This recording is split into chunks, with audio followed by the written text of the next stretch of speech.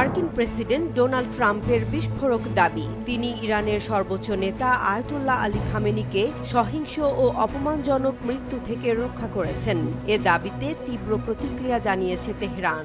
And all of the brilliant military minds involved in this attack. শনিবার ইরানের পররাষ্ট্রমন্ত্রী Abbas Araghchi ট্রাম্পের মন্তব্যকে অসম্মানজনক ও অগ্রহণযোগ্য বলে নিন্দা জানান।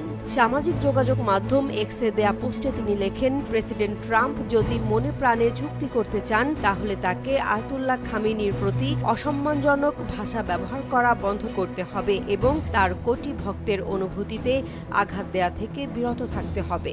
Not content with such malign actions, the United States Araghchi আরো বলেন যে ইরানি জনগণ ইসরায়েলি বাহিনীকে ড্যাডির কাছে ছুটতে বাধ্য করেছে, তারা অপমান সহজে মেনে নেবে না। যুক্তরাষ্ট্রের সর্বশেষ হামলায় 3টি ইরানি পারমাণবিক স্থাপনায় আঘাত আনা হয়। এর পরপরই ইরান ইসরায়েল যুদ্ধ তীব্র আকার নেয়, যা 12 দিন স্থায়ী ছিল। সংঘাতে যুক্তরাষ্ট্র সরাসরি জড়িয়ে পড়ে।